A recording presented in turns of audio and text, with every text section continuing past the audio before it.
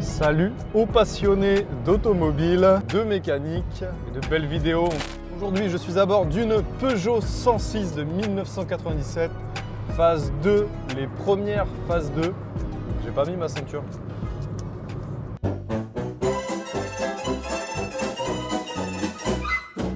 Alors pourquoi j'ai acheté cette voiture? Eh bien tout simplement parce que j'avais envie de me faire plaisir. Ça fait trop longtemps que je n'ai pas refait de mécanique sur un véhicule, sur une voiture, pour le plaisir et surtout pour le fun. À la base, je regardais les annonces sur le Bon Coin des 106 S16, c'est purement un délire. Les voitures sont vendues au prix qu'elles étaient vendues neuves à leur sortie d'usine dans les années 90-2000. Donc c'est n'importe quoi. Et comme j'avais envie de me faire plaisir, me faire une petite caisse de piste un peu fun, je me suis dit, vu le prix des 106 Rally, des 106 S16, je vais tout simplement m'en faire une sur une base d'une 106 donc phase 2 comme celle-ci que je viens juste d'acheter. Là, je suis sur la route du retour avec. Cette 106, je vais l'utiliser comme base. Le châssis et la caisse en elle-même est propre. Quand je dis la caisse est propre, c'est-à-dire qu'il n'y a pas de point de rouille, il n'y a pas de gros enfoncements. Sinon la carrosserie elle est dégueulasse, la peinture est dégueulasse, le vernis saute, etc. Mais je voulais une base propre parce que de toute façon je vais tout refaire dessus. Donc c'est pas compliqué, dans mes critères c'était forcément déjà une 3 portes. Donc forcément celle-ci c'est une 3 portes. Le toit ouvrant, parce que je trouve que ça lui rajoute quand même un charme et il y a un truc, j'adore les voitures avec les toits ouvrants, ça rajoute quelque chose clairement. Et bleu ou blanche. Cette voiture, je veux la maquiller en 106 Rally et je voulais qu'elle soit bleue ou blanche comme les 106 Rally d'époque. Donc là, j'en ai trouvé une bleue. Pourquoi? Parce que du coup, à terme, elle va être repeinte cette voiture et pour simplifier les travaux de carrosserie et surtout éviter des vieux raccords dégueulasses, pour éviter que quand on ouvre le capot, le coffre ou les portières, on voit à l'intérieur la peinture d'origine qui ne correspond pas du tout. Là, au moins, c'est une base bleue. On ne verra pas les démarcations si ce n'est une légère différence de teinte, mais ça sera toujours moins choquant que si la voiture était grise et que la voiture ensuite est peinte en bleu, quoi. Cette 106, je l'ai payée donc 350 €. Voilà, c'est plus ou moins le prix que ça vaut dans cet état. Alors cet état, c'est quoi? Le vernis qui saute, qui est un peu pourri, la carrosserie qui est moyenne, et surtout un début de joint de culasse. Et c'est là où c'est drôle, c'est que là je suis à 350 km de chez moi.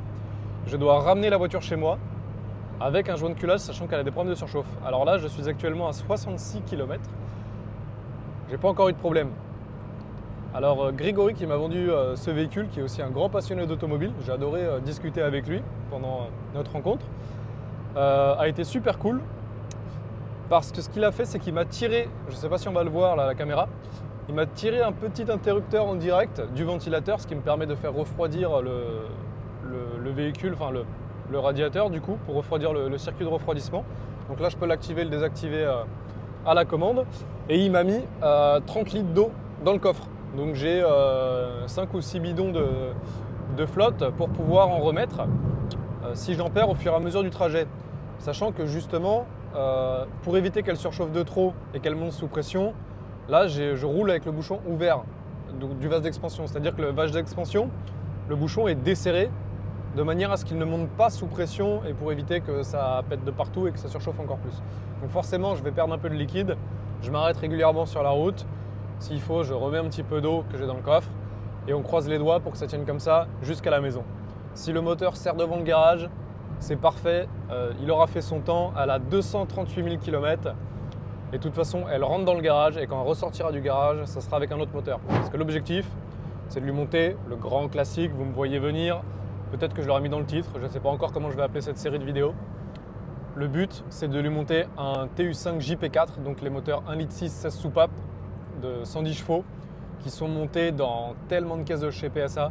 On les retrouve dans les 206, les 307, les C4, et j'en oublie sûrement. Donc il est très commun, et en le mettant dans une 106, ça peut rapidement la rendre performante et beaucoup plus rigolote.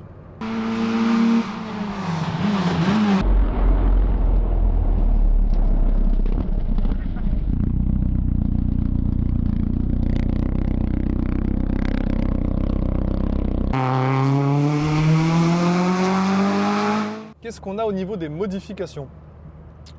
Donc d'une part, je l'ai dit, c'est le moteur qui va être remplacé par un TU5 JP4. Donc je ne sais pas encore ce que j'y mettrai au niveau des périphéries, si je mets un collecteur de C2 VTS, un collecteur de S16 ou le collecteur d'origine tout simplement, des arbres à cam, ça on verra dans la prépa moteur, donc ça va être une chose. Ensuite sur la partie châssis qui va venir être modifiée, eh bien, c'est pareil, le grand classique, en fait cette caisse va être transformée en S16 purement, parce que c'est une phase 2 mais c'est les premières phases 2, donc elle n'a pas de bar stab en dessous, c'est-à-dire elle n'a pas de bar stab. Donc elle n'a pas les points de fixation sur les fusées. Donc il faut changer les fusées avec les portes amortisseurs. Donc en mettre de phase 2. Donc il va y avoir ça. Donc tout le train avant à remplacer. Pareil, je suis en 3 trous, donc pour passer aussi en 4 trous. L'arrière, pareil, l'ancien propriétaire m'a dit que le train arrière était encore dans un super bêta, qu'il avait été changé ou je sais plus quoi, mais qu'il est nickel, il n'a pas de jeu. Donc le train arrière forcément va être vendu. Les pneus arrière sont neufs, donc ça va être vendu avec pareil. Donc passer sur un train arrière à disque, en 4 trous forcément, à disque. 2 S16 avec sûrement des... Je sais pas ce que je mettrai au niveau de la suspension, peut-être des Bilstein B6. C'est ce que j'avais sur ma 206 S16 à l'époque, c'était très bien, donc à voir. Ensuite niveau carrosserie, ce qui va venir, ça va être les extensions, forcément pour la maquiller en S16. Donc il va falloir que je trouve pare-choc avant, pare-choc arrière, bas de caisse, extension d'aile avant-arrière. Adapter tout ça à la carrosserie et ensuite plus tard elle sera donc mise en peinture pour uniformiser ça et lui redonner un petit coup de propre. Avec les petits autocollants rallye, parce que j'ai vraiment envie de la faire dans le style des 106 rallye de l'époque, malgré que ça sera un moteur swappé S16. Et ensuite, et ben voilà, quand tout ça sera fait, ça sera déjà bien, il y aura déjà un petit budget qui sera parti là-dedans. Le but c'est de faire au moins cher. Donc clairement, là on est sur déjà l'achat de la voiture, 350 €. Derrière, si je peux revendre le train arrière, etc., bah, ça permettra de refinancer les pièces que je vais mettre derrière. Ce qui va changer aussi, c'est l'intérieur. Parce que là, je ne sais pas si on va le voir sur la vidéo, c'est l'intérieur des 106 classiques qui est tout simplement dégueulasse. Donc j'aimerais bien trouver un intérieur de 106, pas forcément S16, mais dans le style S16 avec un peu les semi-baquets de l'époque, que je commence à trouver vraiment sympa en fait. Ça, le volant, peut-être garder celui-là parce que c'est vraiment le 3 branches comme avaient un peu les rallyes à l'époque. Le compteur, parce qu'on est sur une vieille 106, la bas de gamme, donc c'est le compteur qui est gradué jusqu'à 180 et qui a l'horloge à côté, j'ai même pas de compte tour. Mais là, à l'oreille, je suis à 100 km/h sur l'autoroute, j'ai l'impression d'être à 4000 tours. C'est pour ça que je ne vais pas rouler trop vite non plus pour pas trop la faire chauffer.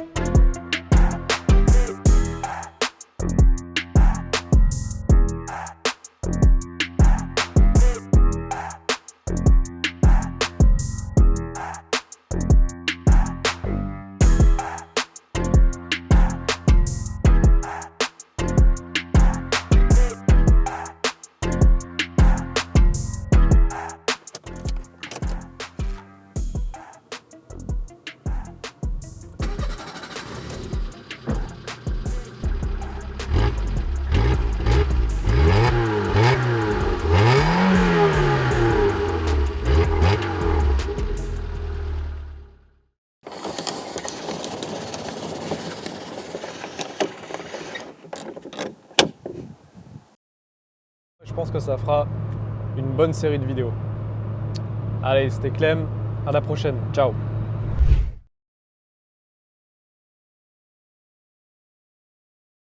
Bordel, quelle chaleur dans cette voiture. Profitez des turbos encore. J'ai l'impression de recharger une lampe dynamo de l'époque.